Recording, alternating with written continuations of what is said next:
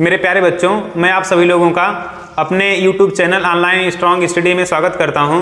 दोस्तों, आज हम जानेंगे कि रक्त का थक्का क्या है, यानी कि रक्त का जमना क्या है।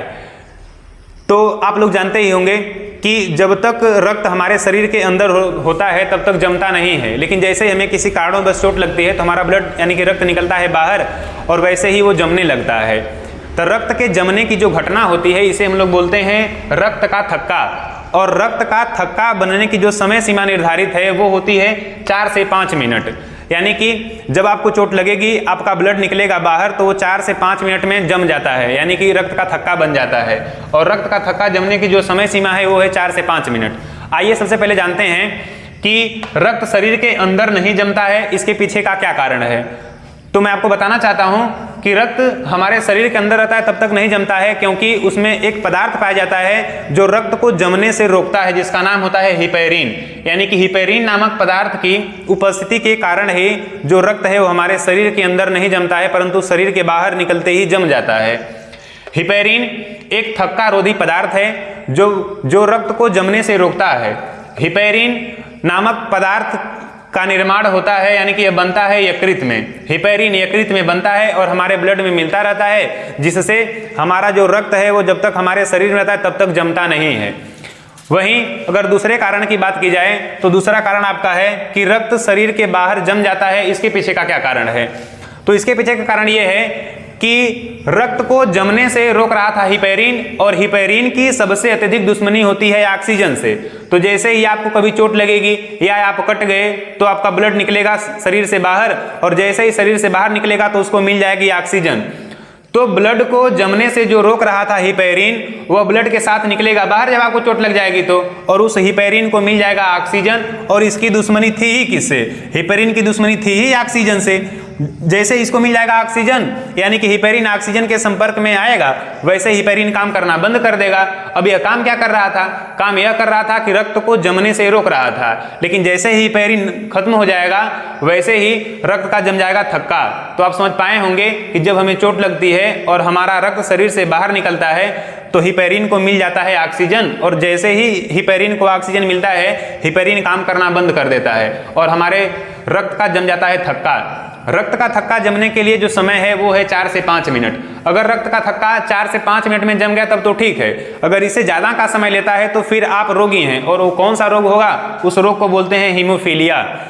हीमोफीलिया रोग एक आनुवंशिक रोग है। आनुवंशिक रोग मतलब अगर ये आपको हुआ है तो आपके बच्चों को भी इसकी होने की पॉसिबिलिटी रहती है, संभावना रहती है। सबसे पहले हीमोफीलिया रोग ब्रिटिश के एक राजघराने यानी कि महारानी विक्टोरिया में दिखाई दिया था। यानी कि महारानी विक्टोरिया की जो संतान थे उनमें हीमोफीलिया रोग पाया गया था। यानी कि महारानी विक्टोरिया के जो संतान थे उनमें उनको चोट लग जाने के बाद रक्त का थक्का उनका जल्दी जमता नहीं था, तो वहीं से शुरुआत हुई हीमोफीलिया की।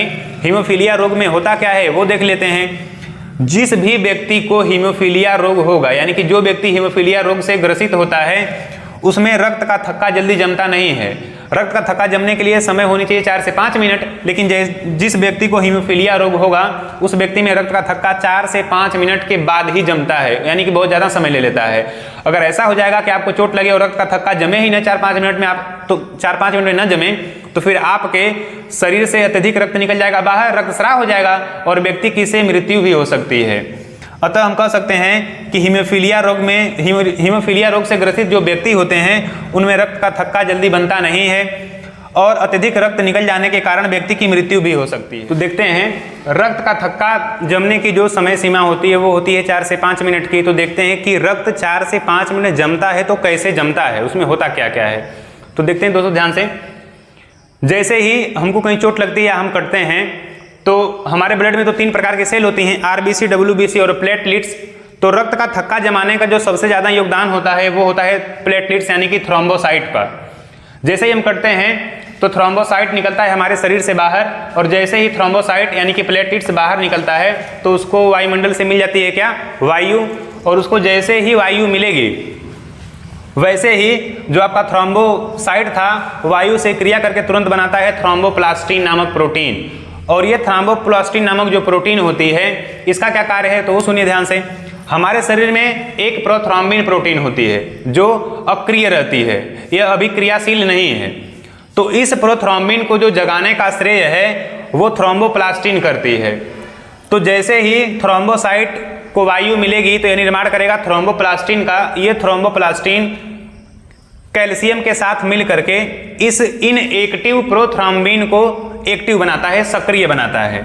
तो यहाँ से जो आपका प्रोथ्रोम्बिन इनएक्टिव था वह थ्रोम्बिन एक्टिव में कन्वर्ट होगा, बदल जाएगा। ये थ्रोम्बिन फाइब्रिनोजन नामक प्रोटीन के साथ मिल करके इस फाइब्रिनोजन नामक प्रोटीन को कन्वर्ट कर देती है फाइब्रिन में। और जो फाइब्रिन होती है ये एक जाली नुमा संरचना होती है। ये इस प्रकार की जाली नुमा संरचना होती है।